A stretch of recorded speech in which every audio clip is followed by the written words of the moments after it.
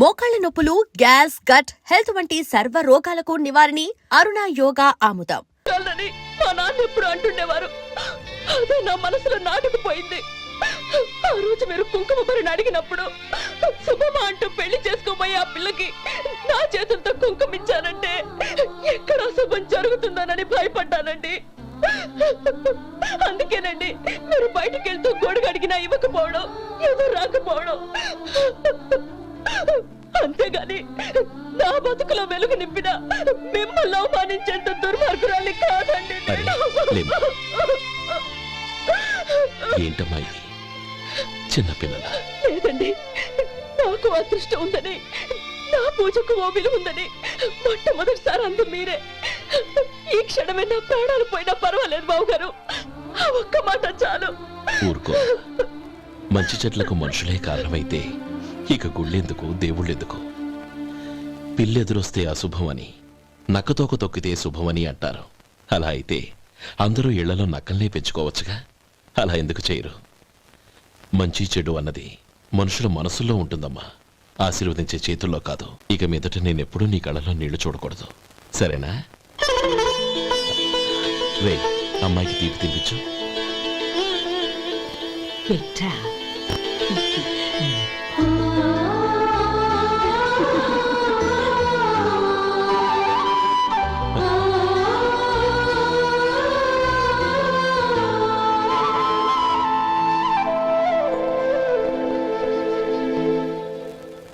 మధు, చిన్నప్పుడు నేను ఒక్కడనే కష్టపడుతున్నానని, నాకు సాయంగా ఉండాలని చదువు అవ్వలేదన్న వంకతో చదువు మానేశావు.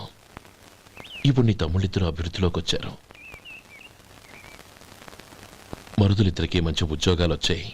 తన భర్త మాత్రం అలాగే ఉన్నాడని నీ భార్య బాధపడదు. చూడు మధు, చదువుకున్నోళ్లే వృద్ధిలోకి రావాలని ఏమీ లేదు. కృషి, పట్టుదల ఉంటే ఎవరైనా ఏదైనా సాధించవచ్చు. నీకు తెలివితేటలున్నాయి. నువ్వు తలుచుకుంటే కానిదంటూ ఏదీ లేదు. పైగా నీకు సాయిగా మేమందరం ఉన్నాం.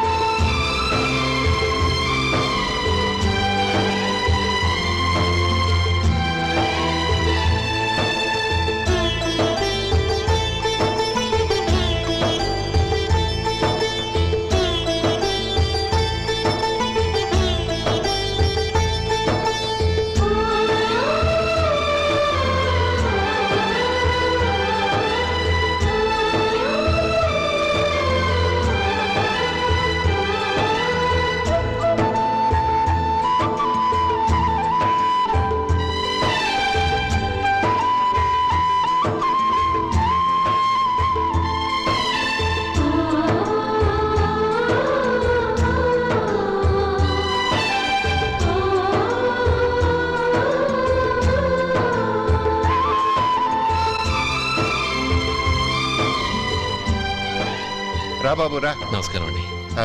వచ్చే వారి నుంచి 100 పచ్చడి బాటిళ్లు, 100 మసాలా ప్యాకెట్లు ఎక్కువేయండి. అలాగేనండి. మార్కెట్లో మీ ప్రోడక్ట్స్ కి మంచి పేరు వచ్చింది. చాలా సంతోషం అండి. వస్తానండి. Best of luck.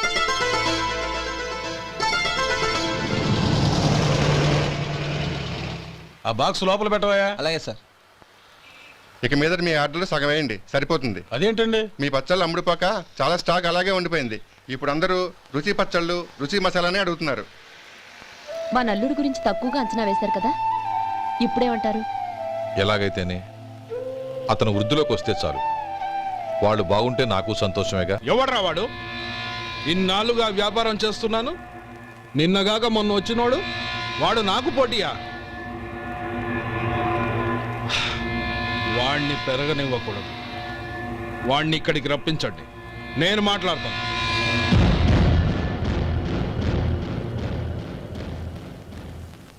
నమస్కారం అండి. హ్మ్. రమ్మన్నారంట. నీ పచ్చళ్ళ కంపెనీ మూసేయాలి.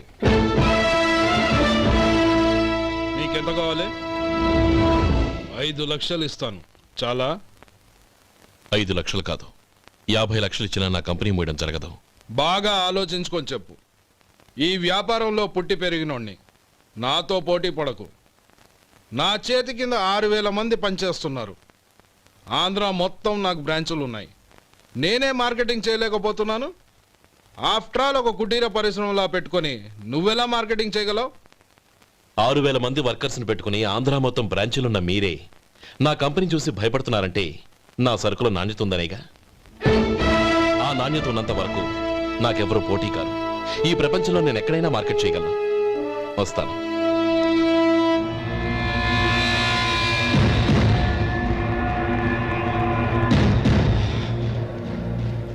ఇక్కడ ఏం లేదండి. ఇక్కడ ఏం లేదండి. ఇప్పుడు ఊపిరి పీల్చి బిగ్బట్టు. నెమ్మదిగా వదిలి. ఓకే, లే. నెమ్మదిగా. ఇలా వచ్చి కూర్చో. ఏం లేదు, మామూలు కడుపు నొప్పే. ఈ టాబ్లెట్స్ 3 రోజులు వాడు. ఎలా వాడాలో ఇందులో రాశాను. మన 2 ఊర్ల పొలిమేరలో ఉన్న ఈ మల్లికార్జున స్వామి వారి దేవాలయం జీర్ణదశలో ఉందన్న విషయం మీ అందరికీ తెలుసు. ఇన్నాళ్ళు మీ ఊరు వాళ్ళు పట్టించుకుంటారని మా ఊరి వాళ్ళు, మా ఊరి వాళ్ళు పట్టించుకుంటారని మీ ఊరి వాళ్ళు దీన్ని ఇలా వదిలేశారు. ఈ గుడి మీ ఊరికి ఎంత ముఖ్యమో మా ఊరికి అంతే ముఖ్యం. కాబట్టి మన ఇరు గ్రామ ప్రజలు కలిసి దాన్ని బాగు చేయించి కుంభాభిషేకం చేయించాలనే సదుద్దేశంతో ఒక కమిటీని ఏర్పాటు చేశాం. ఈ కమిటీలో 2 గ్రామాలకు సంబంధించిన ప్రముఖులు ఉన్నారు. కమిటీ ప్రెసిడెంట్గా ఎవరిని ఎన్నుకోవాలనే విషయంలో శ్రీ గోపాలరావు గారి పేరు, శ్రీ లక్ష్మీపతి గారి పేరు పరిశీలనలోకి వచ్చాయి. అందువలన మేమందరం బాగా ఆలోచించి తర్జన భర్జనలు చేసిన మీదట శ్రీ గోపాలరావు గారే అన్ని విధాలా ప్రెసిడెంట్ పదవికి అర్హులని ఈ కమిటీ నిర్ణయించడం జరిగింది.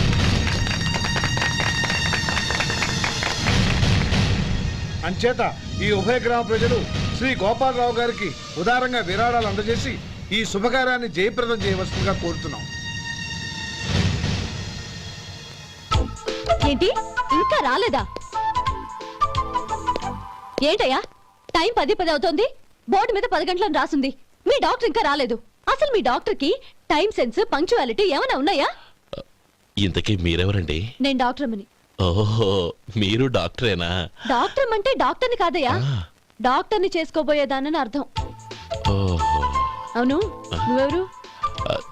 నేను ఇక్కడ టోకన్ ఇస్తూ ఉంటానులేండి. తప్పుకో. తప్పుకోవయ్యా.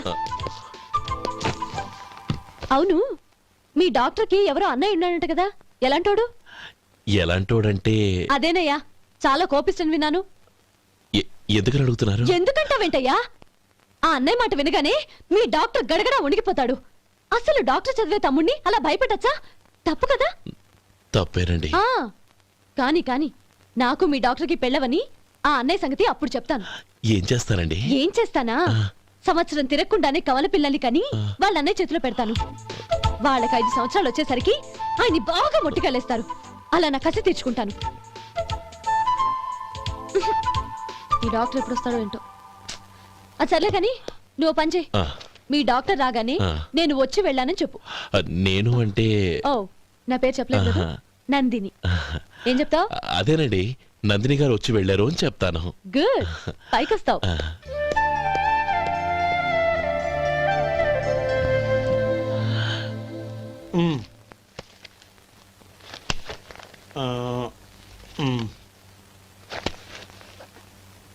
దీంతో మొత్తం 4,98,200 అయ్యాయి.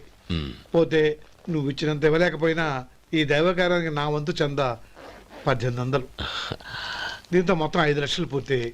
సరేరా, నేను ఈ డబ్బు తీసుకుని పట్నం వెళ్ళి బ్యాంక్ లో వేసి వస్తాను. అలాగే, నేను నీతో వద్దాం అనుకున్నాను రా, అనుకోకుండా సాయంత్రం ఇన్స్పెక్షన్ వచ్చింది. పర్వాలేదులే, వెళ్ళొస్తాను.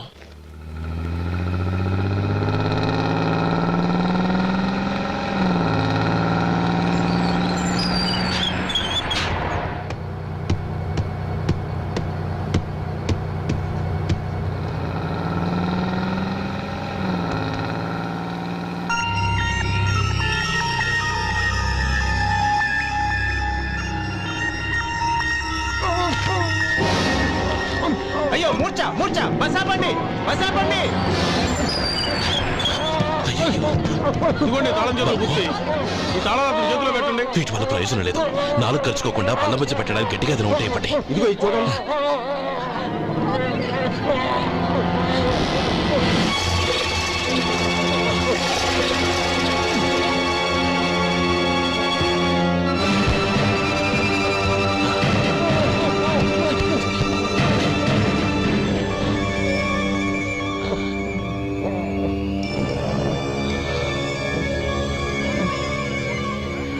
మీరు వెళ్ళి మీ సీట్లో కూర్చోండి. కొంచెం గాలాండి పట్టి.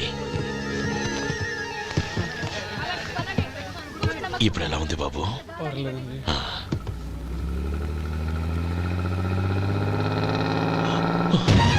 అయ్యో, నా బ్యాగ్ ఎవరైనా చూసారా?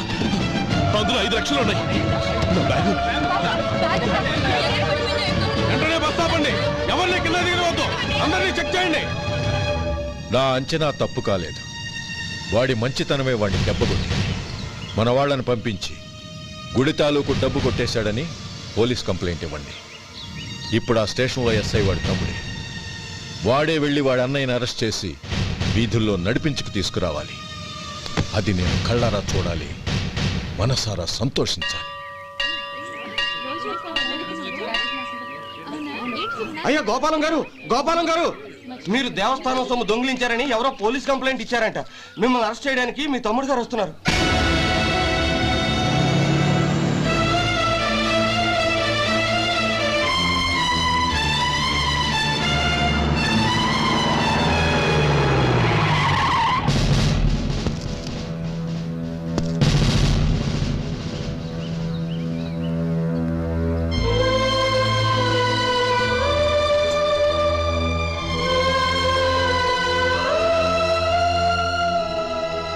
చూడు గోపి, ఎప్పుడు నువ్వు ఉద్యోగంలో చేరావో అప్పుడే తనా పరానే తేడా మర్చిపోవాలి. నేరం చేసిన వాడు నీ తమ్ముడైనా అన్నైనా సరే శిక్షించాల్సిన బాధ్యత నీది. అదే నువ్వు నీ ఉద్యోగానికి ఇచ్చే గౌరవం.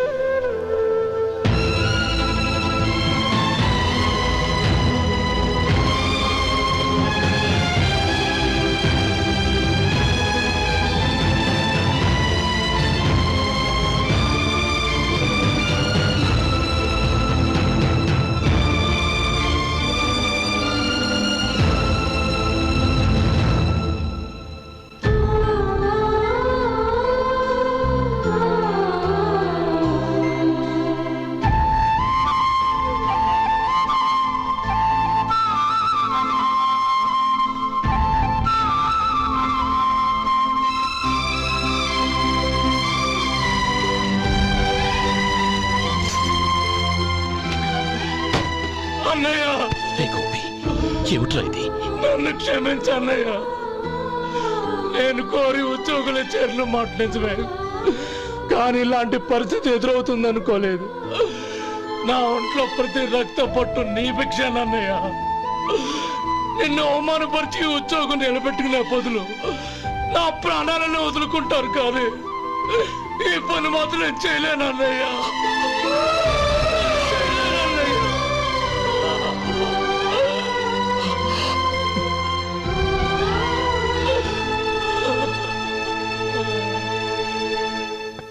ఏరా, ఇన్నేళ్లు కష్టపడి సంపాదించిన ఉద్యోగానికి రాజీనామా చేస్తావా? కనీసం నీ పెళ్ళాం ఏమనుకుంటుందోనని ఆలోచించావా? ఇందులో అనుకోవడానికి ఏముంది మామగారు? ఎండనక వాననక కష్టపడి ఓ తండ్రి కంటే ఎక్కువగా ఈయన్ని పెంచి పెద్ద చేశారు బావగారు. అలాంటి దేవుణ్ణి అరెస్ట్ చేసే ఆ ఉద్యోగం ఈయనకు అవసరం లేదు. బాగుంది. అన్నకు తగ్గ తమ్ముడు, తమ్ముడికి తగ్గ పెళ్ళాం. సరే, మీ ఇష్టం. నానమ్మ, అన్నయ్యడి. నమస్కారం అండి. ఓ నువ్వా? రా కూర్చో. పర్వాలేదండి. ఏంటి ఇలా వచ్చావు? ఆ రోజు నా కంపెనీని మూసేయమన్నారు. ఇప్పుడు నేను మూసేయడానికి సిద్ధంగా ఉన్నాను. దానికి ప్రతిఫలంగా నాకు 5 లక్షలు కావాలి. అలాగే, నీకు కావాల్సిన 5 లక్షలు నేను ఇస్తాను. చాలా థ్యాంక్స్ అండి. కానీ మీరు మీ కంపెనీని మూసేయక్కర్లేదు. సార్? అవును మిస్టర్ మధు, మీ అన్నగారికి జరిగిన అన్యాయం గురించి తెలుసుకున్నాను. మీ కుటుంబం గురించి కూడా విన్నాను. సహజంగా అందరూ ఐకమత్యానికి ఉదాహరణ రామలక్ష్మణులు అంటారు. కానీ ఆ రామలక్ష్మణులు ఎలా ఉంటారనేది పుస్తకాల్లో చదవడం తప్ప ఎవ్వరూ చూడలేదు. మీ అన్నదమ్ములను చూస్తే ఆ రామలక్ష్మణులు ఇలాగే ఉండేవారేమో అనిపిస్తుంది.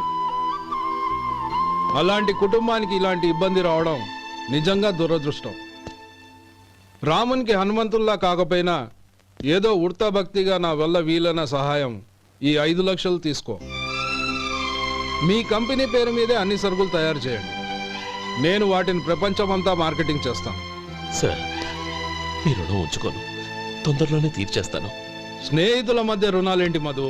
We are friends.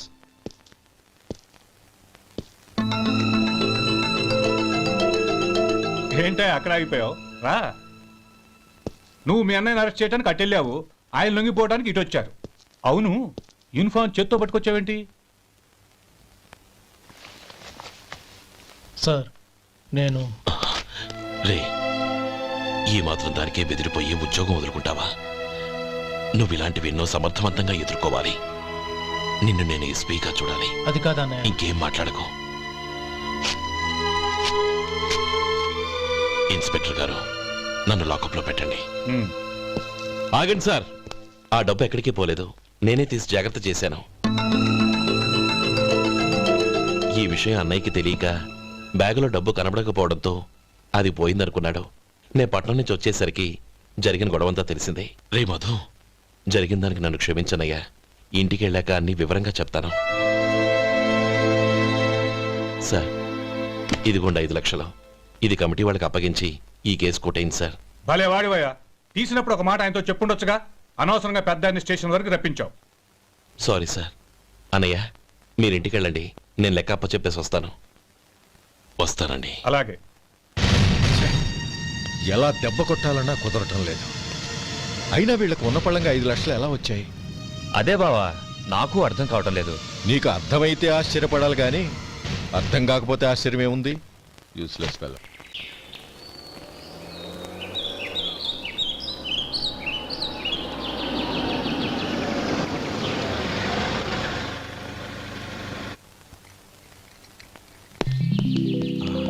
నువ్వు ఎక్కడే ఉండు, అన్నయ్య మూడు ఎలా ఉందో చూసి నేను లోపలికి తీసుకెళ్తాను. ఓకే? అలాగే.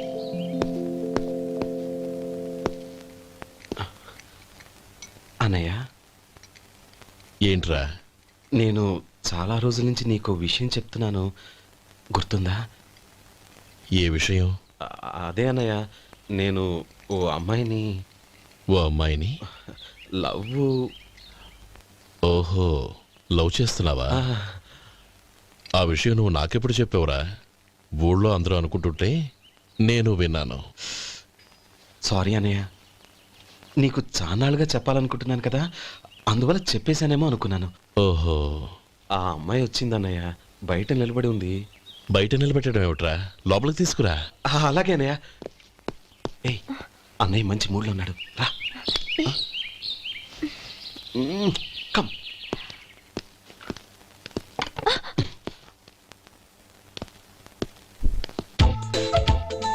ఎందుకంటావేంటయ్యా?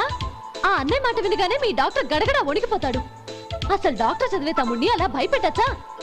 తప్పు కదా? తప్పేనండి. ఆ, నమస్కారం మేడం.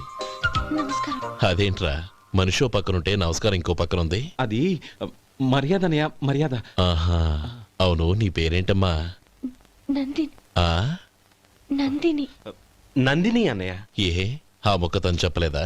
పెద్దలంటే మహాగౌరవం అన్నయ్య, మేమిద్దరం ఇంత క్లోజ్ ఫ్రెండ్స్ కదా, ఆయన నాతో కూడా ఎక్కువ మాట్లాడదు. ఓహో, కదా?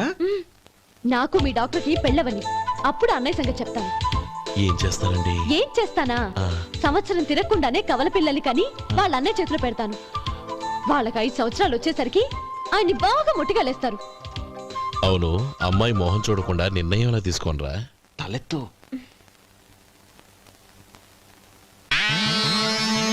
ఏం చెప్తా? అదేనండి, నందిని గారు వచ్చి వెళ్ళారని చెప్తాను. గుడ్, పైకొస్తావు. ఈయన మీ అన్నయ్య? అవును. నందిని, ఏమైంది? ఎందుకు ఏడుస్తున్నావు? ఈయన మీ అన్నయ్యని తెలియక తెలియక హాస్పిటల్ దగ్గర మర్యాద లేకుండా దురుసుగా మాట్లాడాను. ఆయన ఈ పెళ్లి ఒప్పుకోరు. ఊరుకో, అలాంటి చిన్న చిన్న విషయాల్ని మా అన్నయ్య పట్టించుకోడు. అయినా నేను కన్విన్స్ చేస్తాను కదా. ఆయనకంత అవమానం జరిగాక ఎందుకు కన్విన్స్ అవుతారు? అవ్వరు. చూడు, నువ్వు వేరే పెళ్లి చేసుకొని నీకు పుట్టబోయే బిడ్డకు నా పేరు పెట్టుకో. ఏంటా మాటలు? నేనే నుయ్యో చూసుకుంటాను. అదిగో ఆ చూపు చూడు, ఆ చూపు ఒకలా ఉంది. నందిని, ఖచ్చితంగా ఆయన ఆగు. పెళ్లికి ఒప్పుకో. నందిని, నా మాట విను ప్లీజ్. నందిని, ఆగు. రే శేఖర్, ఆ అమ్మాయి చెప్పింది నిజమే.